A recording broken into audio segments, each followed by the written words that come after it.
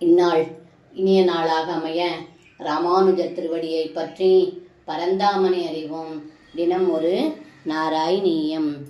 கன்யாபுரே தைதயா சுகமாரமந்தம் சைனம் கதஞ்சன பபந்துஷி சர்வபந்தோ ஸ்ரீநாரதோக்தததுதந்ததுரந்தரோஷைஸ் துவம் தஸ்ய சோனிதபுரம் யதுபிர்ஞருந்தா.